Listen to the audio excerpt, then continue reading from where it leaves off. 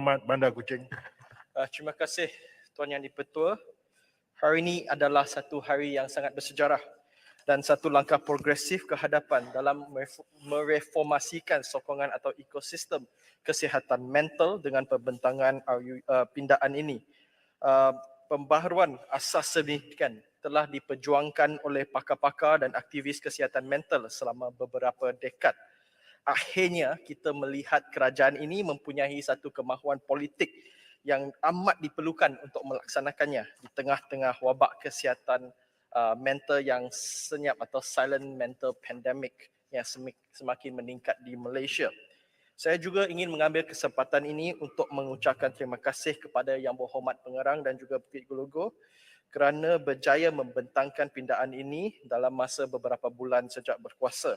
Saya juga ingin merakamkan terima kasih atas kerja dan sumbangan mendiang Datuk Liew Wee Keong, bekas Ahli Parlimen Batu Sapi, di mana saya telah berpeluang untuk bekerjasama dalam perkara ini semasa beliau menjadi Menteri Undang-Undang bersama dengan banyak ahli parlimen sekarang dan juga mantan ahli parlimen.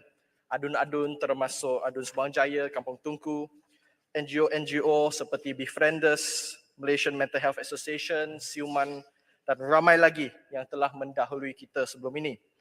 Tuan Yang di-Pertua, statistik sangat membimbangkan.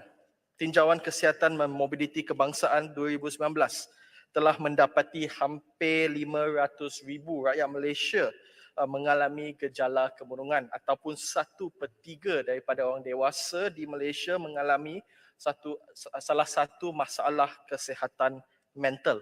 Malah pandemik COVID-19 telah memburukkan keadaan di mana ramai yang menghadapi pengangguran, pengasingan dan kesukaran mendapat bantuan kesihatan mental kerana pelbagai perintah kawalan pergerakan PKP telah menyekat pergerakan mereka. Malah ada disebabkan itu temujanji psikiatri telah ditangguhkan sehingga 3 hingga 6 bulan. Jadi undang-undang semasa sangat memudaratkan. Malah ia memburukkan lagi masalah ini kerana ia mendorong individu tersebut untuk memilih cara yang lebih teruk untuk memastikan mereka complete the suicide, dan sebabkan tersebut kita kehilangan nyawa yang sangat berharga tersebut. Kita tahu bahawa pendakwaan terhadap kes ini bukan saja memudaratkan keadaan tetapi membazir sumber mahkamah yang sangat berharga. Tuan Yang di-Pertua, pembaharuan dan pindaan sedemikian bukan satu perkara yang baru. Malah lebih daripada 60 negara di seluruh dunia termasuk UK, Singapura, India, New Zealand telah meminda undang-undang mereka untuk memastikan mereka diberikan bantuan yang sepatutnya dan tidak dihumban dalam penjara. Fakta statistik sains sangat jelas. Ia tidak menunjukkan peningkatan ketara dalam kes bunuh diri tetapi ia meningkatkan akses kepada mereka yang perlukan pertolongan. Jadi menjenayahkan bunuh diri ini tidak menyelamatkan nyawa dan tidak bertindak sebagai satu deterrent ataupun penghalang. Sebaliknya, ia memberikan kesan negatif, mengekalkan stigma dan juga tidak menggalakkan individu berisiko tersebut untuk mendapat bantuan semasa krisis. Tambahan pula, menjenayahkan bunuh diri ini tidak menangani faktor asas atau the core issue, iaitu mental health resilience ataupun keadaan sosioekonomi pesakit tersebut yang mendorong orang tersebut, individu tersebut untuk mencuba membunuh dirinya. Dan ini sangat jelas dilihat semasa pandemik COVID-19. Itu sebabnya ini adalah satu langkah yang sangat penting kerana kerajaan telah mengakui interaksi kompleks faktor risiko yang membawa kepada pemikiran dan juga tingkah laku membunuh diri ini. Dan yang telah juga menjadi pemangkin untuk kerajaan pada hari ini untuk buat pembindaan pada petang ini yang sangat pada Dewan Yang Mulia ini. Tuan Yang di-Pertua, saya ingin membawa perhatian kepada Seksyen 305 yang dikatakan oleh Timbalan Menteri tadi, di mana pindaan dengan penambahan butiran abatement of suicide atau attempt suicide of child or person who lacks mental capacity dengan izin. Saya nak minta penjelasan. Adakah kita tahu tafsiran ini biasanya merangkumi persahabatan dan mereka yang terlibat dalam pakatan untuk bunuh diri. Jadi saya nak minta penjelasan. Kita tahu dalam laporan media ataupun apa yang berlaku on the ground, kes bunuh diri sekarang banyak disebabkan oleh provokasi, malah bully cyber oleh pihak ketiga di mana mereka menggalakkan seseorang untuk bunuh diri dengan niat jahat atau menyebabkan atau kecederaan fizikal ataupun mental. Dan saya nak minta, adakah akta ini atau pindahan ini memberikan perlindungan kepada kes-kes sebegini? Saya memang berharap dan mengesyorkan agar hasutan seperti kes bully, maya atau fizikal dan provokasi dapat dirangkumi malah dilindungi oleh pindaan dan akta ini. Tuan Yang di-Pertua, walaupun Malaysia genap hampir lebih 1 tahun fasa endemik, masih ada banyak yang bergelimut dengan pelbagai masalah. Jadi pembentangan hari ini adalah langkah pertama. Banyak lagi yang perlu dilakukan. Dan oleh itu saya ingin mencadangkan beberapa cadangan untuk kita bergerak ke hadapan. Cadangan jangka pendek. Nombor 1, ini bukan satu isu oleh kementerian ini saja tetapi ke semua kementerian. Nombor 1, kita kena meningkatkan belanjawan untuk perkhidmatan psikiatri berasaskan hospital kepada 2.4% daripada jumlah belanjawan kesihatan negara dalam belanjawan yang akan datang. Kita kena buat pindaan garis panduan klinikal yang berkaitan untuk memastikan psikoterapi diperkenalkan sebagai barisan pertama rawatan bersama farmakoterapi.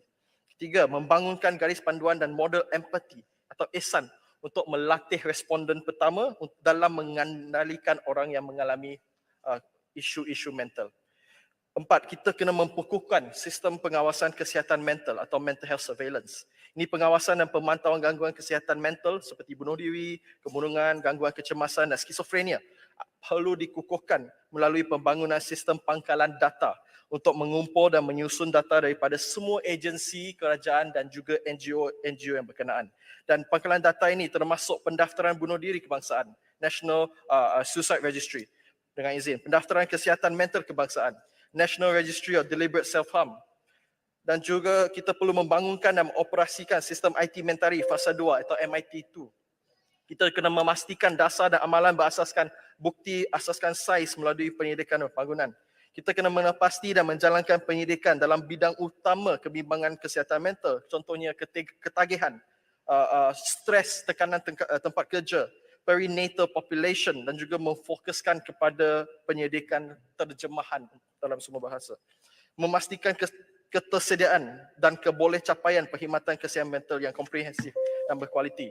Mewujudkan perkhidmatan penjagaan bersepadu dengan mengiktiraf isu kesihatan mental dan memenuhi keperluan kesihatan mental dalam populasi khusus. Contohnya penyakit perubatan kronik, wanita, kanak-kanak, orang dewasa yang lebih tua, ethnic minority, orang asli, pendatang, orang dalam penjara dan juga OKU. Menangani suicide atau suicide behavior. Menyediakan model dan SOP dalam menguruskan tingkah laku bunuh diri dan juga pelbagai tetapan. Tingkatkan kecekapan pembekal penjagaan kesihatan dan barisan hadapan dalam mengenali tingkah laku membunuh diri.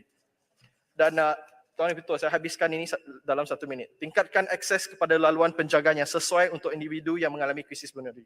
Mencipta laluan past intervention untuk mangsa bunuh diri termasuk mereka yang berkait rapat, ahli keluarga dan rakan. Menggalakkan pelaporan media yang bertanggungjawab tentang bunuh diri. Mewujudkan persekitaran yang lebih selamat untuk pencegahan bunuh diri. Cadangan jangka masa panjang. Mewujudkan mekanisme pelbagai kementerian dan pelbagai sektor mengenai kesihatan mental. Meningkatkan bilangan profesional mental health per kapita secara sistematik dan menambah baik penempatan untuk menangani jurang bandar dan juga luar bandar. Dan juga seperti katakan tadi, memperbaiki data kebangsaan dan pemantauan gangguan kesihatan mental. Tuan Yang Betul, saya berdiri sini untuk memohon, menyokong pindaan ini dan menyuruh semua ahli parlimen untuk kita bersama-sama menyokong penuh pindaan ini. Ini bukan politik, ini penting untuk kita menyelamatkan nyawa. Ini penting untuk memastikan mereka yang perlukan mendapatkan sokongan dari segi fizikal, emosi, psikososial, malah agama. Dengan itu, sekian terima kasih, saya mohon menyokong. Terima kasih Yang Berhormat